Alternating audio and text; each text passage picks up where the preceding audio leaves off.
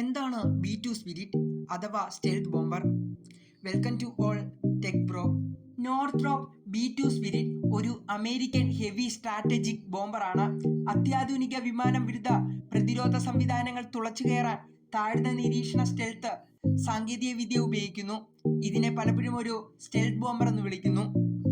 രണ്ടുപേരടങ്ങുന്ന ഒരു subsonic flying wing ആയ B2 Northrop പിന്നീട് നോർത്രോപ്പ് ഗ്രൂമനായി പ്രധാന കരാറുകാരനുമായി രൂപകൽപ്പന ചെയ്തു. ബോയിങ്, ഹൂസ്, വോട്ട് എന്നിവ പ്രധാന സബ് കോൺട്രാക്ടർമാരായി. 1988 മുതൽ 2000 വരെ ഇത് നിർമ്മിച്ചു. 80-500 pound class, 230 kilogram Mk-82 GDAM GPS guide ബോംബുകൾ അല്ലെങ്കിൽ 16-2400 പൗണ്ട് 1100 കിലോഗ്രാം B-83 ന്യൂക്ലിയർ ബോംബുകൾ പോലുള്ള പരമ്പരാഗത തെൽമോ ന്യൂക്ലിയർ ആയുധങ്ങൾ ബോംബറിൽ ഉപേക്ഷിക്കാൻ കഴിയും. സ്റ്റെൽത്ത് കോൺഫിഗറേഷനിൽ വലിയ air to surface stand off ആയുധങ്ങൾ വഹിക്കാൻ കഴിയുന്ന ഏക അംഗീകൃത ഇൻ സർവീസ് വിമാനമാണ് B2. കാർട്ടർ ഭരണകാലത്ത് അഡ്വാൻസ് ടെക്നോളജി ബോംബുകൾ ATB പദ്ധതിയിലൂടെ കീഴിൽ വികസനം ആരംഭിച്ചു. ATB അത്തരം വാഗ്ദാനങ്ങൾ കാണിച്ചതിനാൽ മാക് 2 ശേഷിയുള്ള B-1A ബോംബർ റദ്ദാക്കുകയെങ്കിലും വികസനം ബുദ്ധിമുട്ടില്ലാതെ പുരോഗതി വൈകിപ്പിക്കുകയും ചെലവ് വർദ്ധിപ്പിക്കുകയും ചെയ്തു.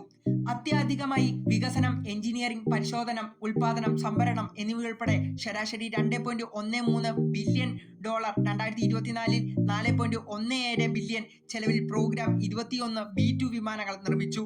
ഓരോ വിമാനത്തിന്റെയും നിർമ്മാണത്തിന് ശരാശരി $737 മില്യൺ ചെലവായി. അതേസമയം മൊത്തം സംഭരണ ചെലവ്, ഉൽപാദനം, സ്പെയർ പാർട്സ്, ഉപകരണങ്ങൾ, റിട്രോഫിറ്റിംഗ്, സോഫ്റ്റ്വെയർ പിന്തുണ എന്നിവ ഉൾപ്പെടെ ഒരു വിമാനത്തിന് ശരാശരി $929 മില്യൺ 2023-ൽ 1.11 ബില്യൺ ആയിരുന്നു.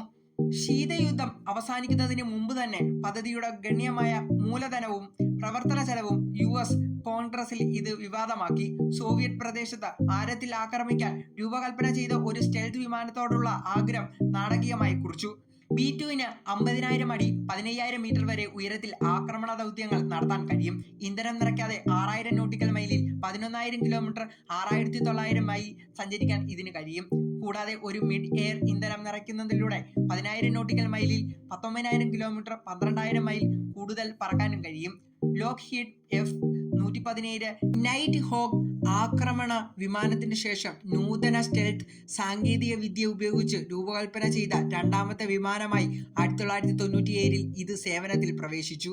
പ്രധാനമായും ഒരു ന്യൂക്ലിയർ ബോംബറായി രൂപകൽപ്പന ചെയ്ത B2 1999-ലെ കൊസോവോയിൽ യുദ്ധത്തിൽ പരമ്പരാഗതവും ആണവ ഇതരവുമായ ആയുധങ്ങൾ ഉപേക്ഷിക്കാൻ ആദ്യമായി യുദ്ധത്തിൽ ഉപയോഗിച്ചു. പിന്നീട് Iraq, Afghanistan, Libya, Yemen, Iran എന്നിവിടങ്ങളിൽ ഇത് ഉപയോഗിച്ചു.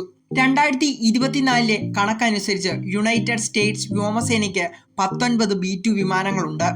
2008-ലെ ഒരു അപകടത്തിൽ ഒന്ന് നശിക്കപ്പെട്ടു. മറ്റൊന്ന് 2022-ലെ ഒരു അപകടത്തിൽ കേടുപാടുകൾ സംഭവിച്ചതിനെ തുടർന്ന് സർവീസിൽ നിന്ന് വിരമിച്ചിരിക്കാം. 1970-കളുടെ മധ്യതയോടെ മിസൈലുകളും ഇന്റർസെപ്റ്ററുകളും ഒഴിവാക്കുന്നതിനുള്ള ഒരു പുതിയ രീതി സൈനിക വിമാന ഡിസൈനർമാർ പഠിച്ചിരുന്നു. ഇന്നത് സ്റ്റെൽത്ത് എന്നറിയപ്പെടുന്നു.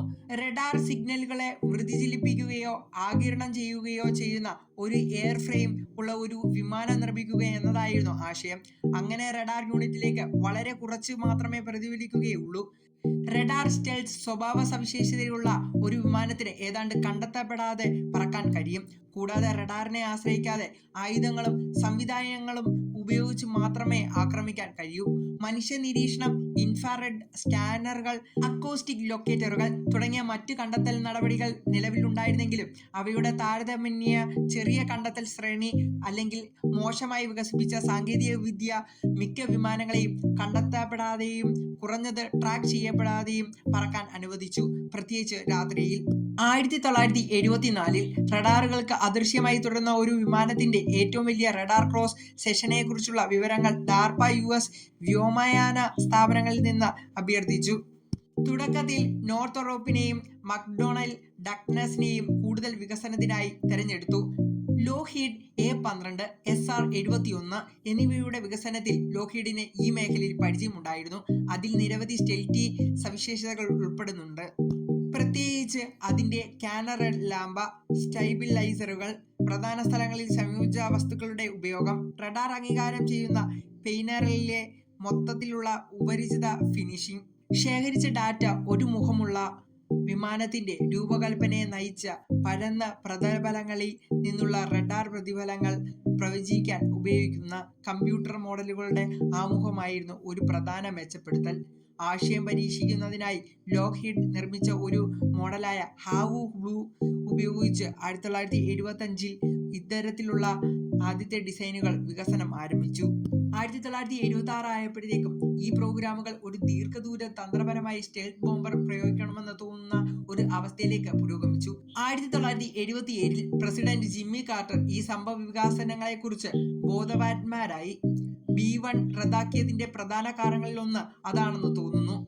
1978 തുടക്കത്തിൽ കൂടുതൽ പഠനങ്ങൾക്ക് ഉത്തരവിട്ടു. അപ്പോഴേക്കും ഹാവു ബ്ലൂ പ്ലാറ്റ്ഫോം പറന്നുയർന്ന ആശയങ്ങൾ തെളിയിച്ചു. 1979 1980 പ്രസിഡന്റ് തെരഞ്ഞെടുപ്പ് പ്രചാരണ വേളയിൽ കാർട്ടർ പ്രതിരോധത്തിൽ ദുർബലനാണെന്നും B-1 ഒരു പ്രധാന ഉദാഹരണമായി ഉപയോഗിച്ചുവെന്നും റൊണാൾഡ് റീഗൻ ആവർത്തിച്ച് പ്രസ്താവിച്ചു. മറുപടിയുമായി 1980 ഓഗസ്റ്റ് 22 കാർട്ടർ ഭരണകൂടം United States department of defence ഒരു ബോംബർ ഉൾപ്പെടെയുള്ള സ്റ്റെൽത്ത് വിമാനങ്ങൾ വികസിപ്പിക്കാൻ പ്രവർത്തിക്കുന്നുണ്ടെന്ന് പരസ്യമായി വെളിപ്പെടുത്തി. B-2 പ്രവർത്തന വിന്യാസവും യുദ്ധചരിത്രവും നമുക്ക് നോക്കാം. കൊസോവോയിൽ 1999 B-2 യുദ്ധരംഗത്ത് അരങ്ങേറ്റം കുറിച്ചത് ഓപ്പറേഷൻ ആലിഡ് ഫോഴ്സിലായിരുന്നു. മിസൂരിയിലെ വൈറ്റ്മാൻ AFB മുതൽ നിരന്തരമായി 31 മണിക്കൂർ റൗണ്ട് ട്രിപ്പ് മിഷനുകൾ പറന്നു. ഏകദേശം 50 മിഷനുകളിൽ പങ്കെടുത്തു. GPS വഴി നിയന്ത്രിക്കാവുന്ന ബോംബുകൾ ഉപയോഗിച്ച് സെർബിയൻ ലക്ഷ്യങ്ങളിൽ 1/3 നശിപ്പിച്ചു. അടുത്തത് അഫ്ഗാനിസ്ഥാൻ 2001 മുതൽ. ഓപ്പറേഷൻ ഇൻഡ്യൂറിംഗ് ഫ്രീഡങ്ങളിൽ B-2 വിമാനം താലിബാൻ അൽ ഹൊദിയ ലക്ഷ്യങ്ങളെ തകർക്കാൻ വൈറ്റ്മാൻ AFBയിൽ നിന്നുമാണ് പറന്നത്. ഇതിൽ 44 മണിക്കൂറുള്ള ചരിത്രപരമായ ഏറ്റവും നീണ്ട യുദ്ധമിഷനും ഉൾപ്പെടുന്നു. Iraq 2003 operation Iraqi freedom. B-2 വിമാനം വൈറ്റ്മാൻ മുകളിലും ഡയാഗോ ഗാർസിയ പോലുള്ള മുന്നോട്ടുള്ള ബേസുകൾ മുതൽ പറന്നു. 49 മിഷനുകളിൽ 1.5 മില്യൺ പൗണ്ടിൽ കൂടുതലുള്ള ആയുധങ്ങൾ പ്രയോഗിച്ചു. ലിബിയയിൽ 2011 2017 ഓപ്പറേഷൻ ഒഡീസെ ഡൗൺ. 2011 B-2 വിമാനം 40 ബോംബുകൾ ഉപയോഗിച്ച് നോ ഫ്ലൈ സോൺ നടപ്പിലാക്കി. 2017 സെർട്ടയുടെ തെക്ക് പടിഞ്ഞാറായ ISIS പരിശീലന കേന്ദ്രമായ നേരിടാൻ 33 മണിക്കൂർ മിഷനുകൾ നടത്തി. 108 GDAM ബോംബുകൾ ഉപയോഗിച്ചു. യമനിലെ 2024 ഒക്ടോബർ യമനിലെ ഹൂതി ഗ്രൂപ്പിന്റെ ഭൂഗർഭ ആയുധ കേന്ദ്രങ്ങൾ വൻതോതിൽ നശിപ്പിച്ചു. B-2 ആക്രമണം ഓസ്ട്രേലിയൻ ബേസിൽ നിന്നാണ് നടത്തിയത്, ശക്തമായ ചിഹ്നാഘാതത്തോടെ. പിന്നീട് ഈയിടെ നടന്ന ഇറാനിലെ 2025 ജൂൺ 2025 B-2 സ്പിരിറ്റ് വിമാനങ്ങൾ ഫോർഡോ, നദൻസ് എന്നീ ഇറാനിലെ ആണവ കേന്ദ്രങ്ങൾ GBU-57 ബങ്കർ ബസ്റ്റർ ഉപയോഗിച്ച് ആക്രമിച്ചു. ആഗോള തകരാർ ശേഷിയുള്ള തുടർച്ചയായ പ്രകടനം. പ്രധാന ബേസാണ് വൈറ്റ്മാൻ എയർഫോഴ്സ് ബേസ്. എന്തുകൊണ്ടാണ് ഈ മിഷനുകളിൽ B-2 അത്രയും പ്രധാനപ്പെട്ടതായത്? നമുക്ക് നോക്കാം. സ്റ്റെൽത്തും ദൂരവും. റഡാറിൽ പിടിക്കാതെ രൂപകൽപ്പനയും 44 മണിക്കൂറോളം പറക്കാനുള്ള ശേഷിയും കാരണം ലോകത്തിലെ ഏതൊരു ഭാഗത്തെയും ആക്രമിക്കാൻ കഴിയും. മുന്നോട്ടുള്ള വിന്യാസം. ഗുവാം, ഐസ്ലാൻഡ്, ഓസ്ട്രേലിയ പോലുള്ള പ്രദേശങ്ങളിലേക്ക് വിന്യസിപ്പിക്കുന്ന ശേഷി, അതിവേഗമെന്ന പ്രാദേശിക പ്രതികരണം. ഭാരമുള്ള ആയുധ ശേഖരണം. ഭൂഗർഭ ലക്ഷ്യങ്ങൾ തകർക്കാൻ സാധിക്കുന്ന ബങ്കർ ബസ്റ്റർ ബോംബുകൾ ഉൾപ്പെടെ വഹിക്കും. ഉയർന്ന കൃത്യത. GDAM, GBU-57 പോലുള്ള ബോംബുകൾ ഉപയോഗിച്ച് ലക്ഷ്യത്തെ സ്റ്റെമ്പിൽ കുത്തുന്നത് പോലെ കൃത്യത. B-2 സ്പിരിറ്റ് എന്ന വിമാനം ബാൽക്കൻ പ്രദേശത്ത് നിന്നും മിഡിൽ ഈസ്റ്റിലേക്കും ഏഷ്യ പസഫിക് മേഖലയിലും തന്റെ മൂല്യം തെളിയിച്ചിട്ടുണ്ട്. അതിന്റെ ആഗോളം എത്തിപ്പെടലും സ്റ്റെൽത്ത് സാങ്കേതികവിദ്യയും ഭാരവഹിതയും കൃത്യതയും ചേർന്ന് അതിനെ ലോകത്തിലെ അപൂർവപരമായ തന്ത്രപരമായ ബോംബറാകുന്നു. പ്രധാനമായും മിസൂരിയിലെയും മുൻനിരയിലും ബേസുകളിൽ നിന്ന് പ്രവർത്തിക്കുന്നു.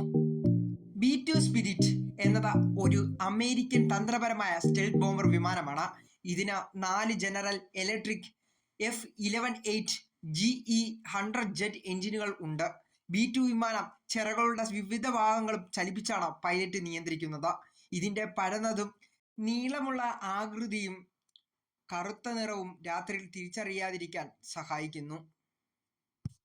നിങ്ങൾക്ക് ഈ വീഡിയോ ഇഷ്ടമായെങ്കിൽ ലൈക്ക് ചെയ്യുക, കമൻറ്റ് ചെയ്യുക, സബ്സ്ക്രൈബ് ചെയ്യുക.